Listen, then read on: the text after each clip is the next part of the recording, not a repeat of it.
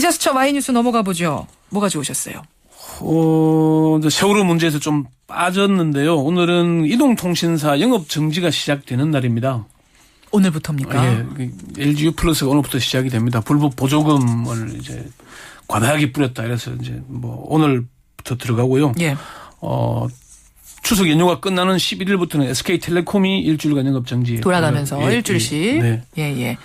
주제가 뭐예요? 그래서 이 이동통신사 영업 정지 중에 KT만 이번에 영업 정지에서 빠져 있거든요. 그러네요. 그래서 KT만 왜 웃나 이런 주제를 정해봤습니다. 근데 사실 영업 정지 기간 중이라고 해도 불법 보조금이 난무했던 거 아닙니까? 과거에 보면.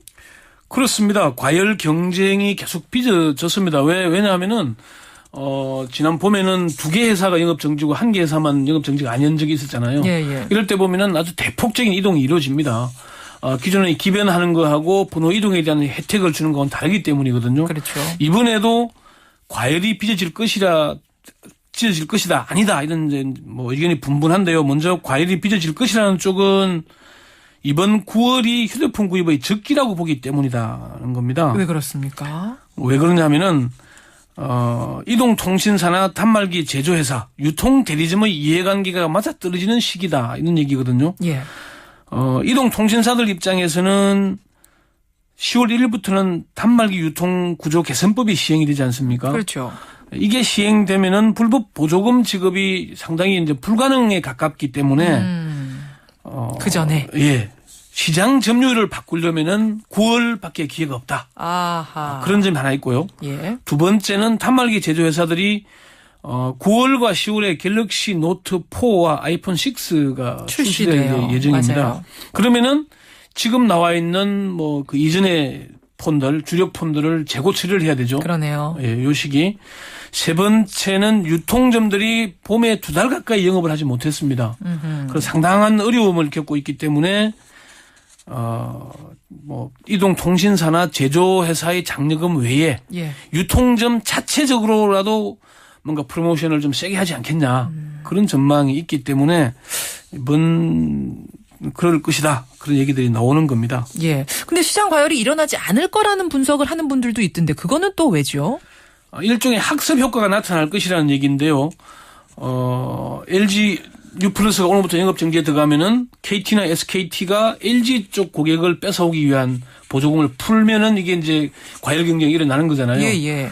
그런데 그동안 2012년 이후에 4번의 영업 정지 처분을 받았지만은 시장 점유율은 SK텔레콤 5, KT 3, LG U 플러스 2라는 5대 3대2 구도가 깨지지 않더라.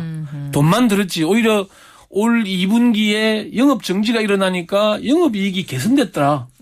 그런 학습 효과 때문 아니겠냐. 예. 유통점 관계자들도 버스폰이 이번에도 나오는 거 아니냐는 문의는 많은데 본사 지침이나 분위기는 별다른 움직임이 없다.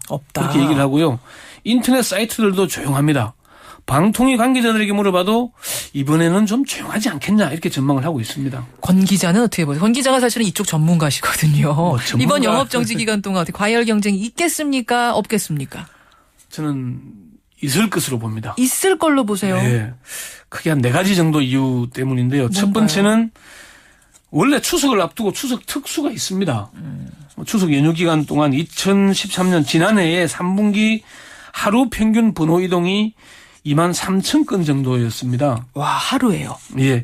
이게 뭐 하루 24,000건이 기준이거든요. 방통위가 과열 경쟁이 아니다 보는 기준인데, 추석 연휴 기간 지난해는 27,000건으로 17%가 급증한. 아무래도 추석 때 선물로 뭐 효도폰도 좀 해드리고 아이들 선물도 해주는 삼촌도 있고 이런 식일 테니까요. 두 번째는 단말기 유통 개선법이 시행되기 이전에. 아까 그 얘기. 그 시장 점유율 구도를 좀 바꾸려는 움직임들이 있을 겁니다.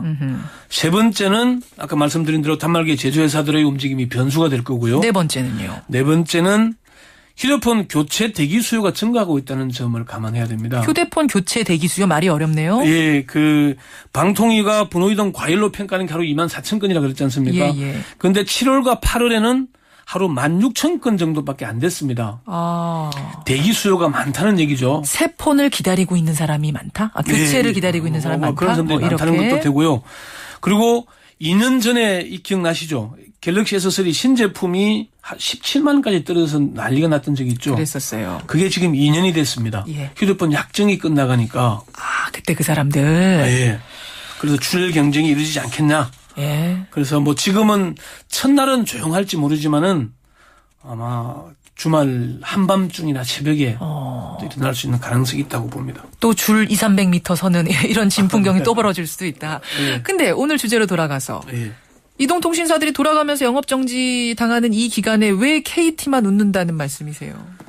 추석 특수기간에 LG유플러스와 SK텔레콤은 영업 정지를 받기 때문에 비록 일주일씩의 짧은 기간이긴 하지만은 추석 특수에서 자유로운 KT가 유리할 수밖에 없잖아요. 그런 의미에서. 그리고 KT 내부에서는 이번 기회에 뭔가 해야 한다는 그런 기류가 강하게 느껴지고 있습니다. 예. KT한 중견간부는 SKT가 원래 KT의 자회사에서 출발했는데 언제까지 주도적 사업자 지위를 SKT에 넘겨줄 수는 없는 거 아니냐 이런 얘기를 했는데요.